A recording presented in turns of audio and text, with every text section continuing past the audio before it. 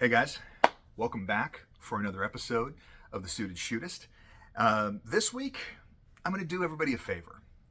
I'm going to share with you something that I really wish I had been told much earlier on in my training career. And reason being is that I think this particular attitude is one where, if it's left unchecked, can result in a very unhealthy perspective and a very imbalanced skill set. So I'll give you a little bit of backstory. I'm very fortunate in that there are some very high level and accomplished shooters and instructors in this space that I'm fortunate enough to be able to call friends. And the challenge with that is I recognize that I am far from their peer or their equal. But because these people are in my social circle, there's a certain level where, in my mind, we're equivalent in some form or fashion. And when I've got folks like that, and I hear them describe their shooting ability as, I'm okay. I'm an okay shooter. Or when I hear them being self-deprecating about their skill, which is at just an exponentially higher level than mine, at that point, it kind of sent me into this existential crisis of, well, these guys that are that fucking good are saying that they're just okay. What does that mean for me? Do I even have a fighting chance? Or am I just destined to end up killed in the streets? And it wasn't a gear thing, but it was one of those where it's like, if all these people that I look up to and that I go to for advice are sort of talking about their ability in a less than confident manner, how confident can I really be in my ability? And so all of that, I wound up reaching out to another friend, and he made a very good point. And this is what I really need people to listen to.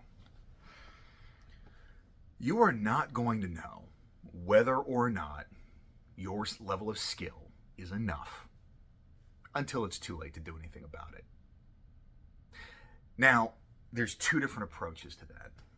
There is sort of what I see as the common trend, which is the folks that fall into the camp of, well, that means I'm never good enough. That means I have to consistently be working to get faster, more accurate, et cetera, et cetera, et cetera. And, they are just at the very top end of this J curve. And, they are trying to make these fractional improvements on their performance. But that's what I see lead to a very unhealthy perspective and a very imbalanced skill set, because this generally revolves around the actual shooting mechanics. And so it tends to be the quantifiable metrics of draw to first hit and split times. I'm not saying that those are unimportant, but I know a lot of people that are chasing a sub-second draw that have not given the first thought to getting into a jiu-jitsu gym or signing up for Mag 20 or ACQC.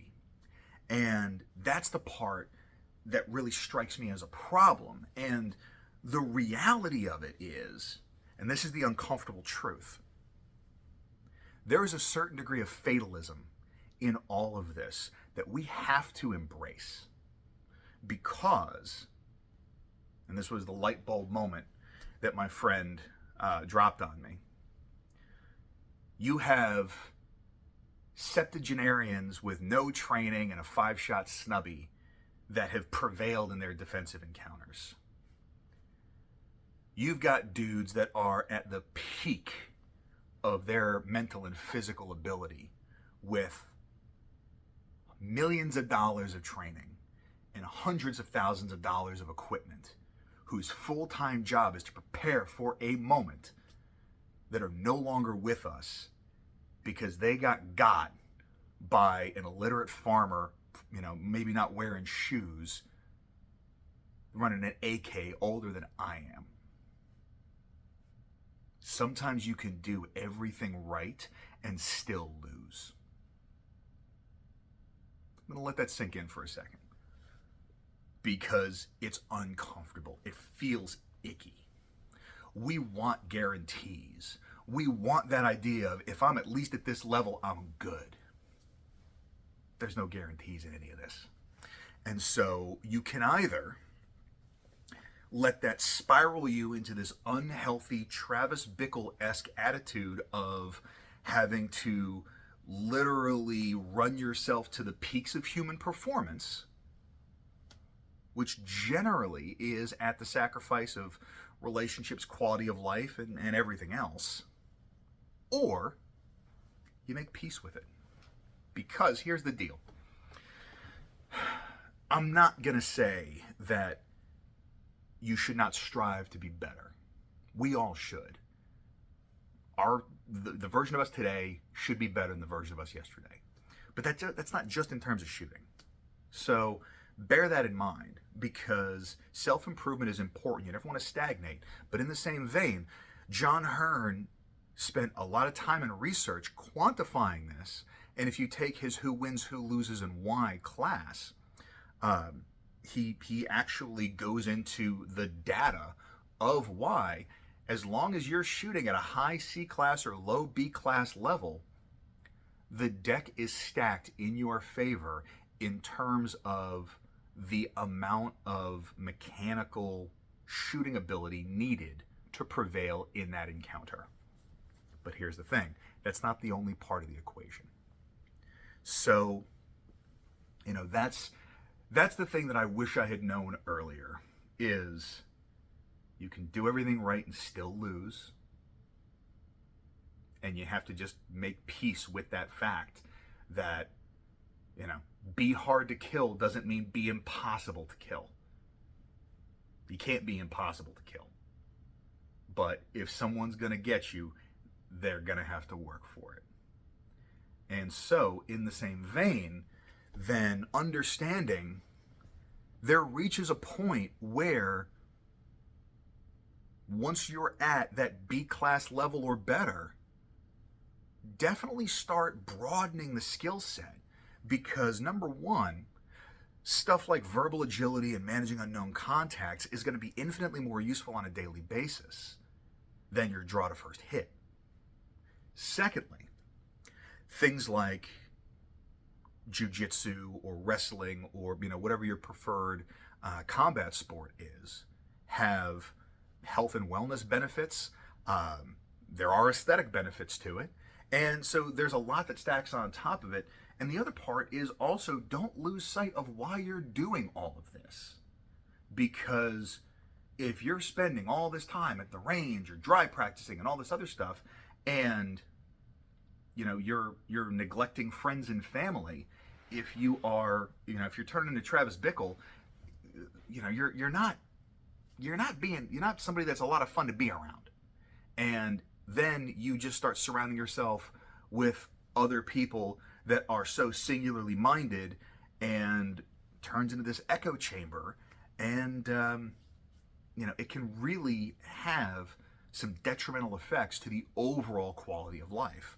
So bear in mind that having a minimum standard for yourself does not mean that you are accepting mediocrity.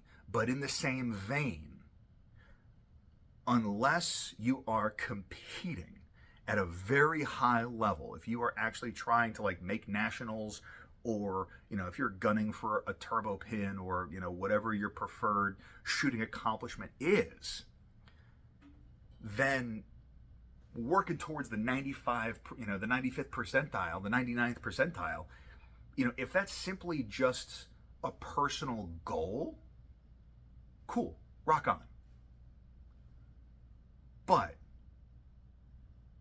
don't try and justify it, because it's almost like it would be like me buying a Ferrari because that means I'll get to work quicker than my current car. And not really. The end result is going to be pretty much the same. The capacity for greater performance is there, but the outcome, negligibly different. So I hope this is useful, and I really hope people take this to heart, because I was guilty of it. It was something that literally consumed me and ate at me for a very long time. And so, number one, I'm hoping that this helps to assuage some concerns of people of like, holy shit, like, do I actually have enough yet? Because, especially for people that are just starting out, it's important to understand. It's important for those folks to understand that,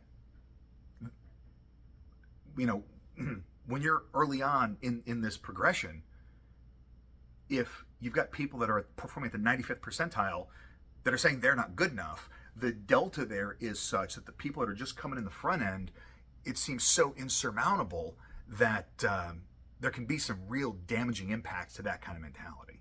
So for the defensive space at large, I think it's important for us to recognize and acknowledge, hey, minimum competencies are a thing, and minimum competencies are good, because nobody starts out and ends up at GM level. There's time and work that goes into that. And so from that standpoint, once you have surpassed that, then if you have just the personal goal of, I'm trying to do X for Y reason, awesome.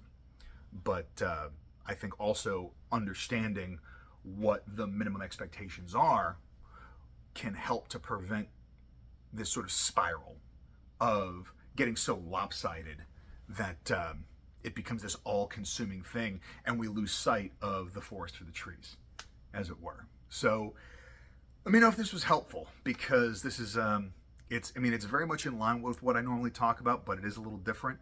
So I want your feedback down in the comments. Let me know what you guys think. And other than that, I hope everybody has a fantastic week. Stay dangerous. Stay sharp.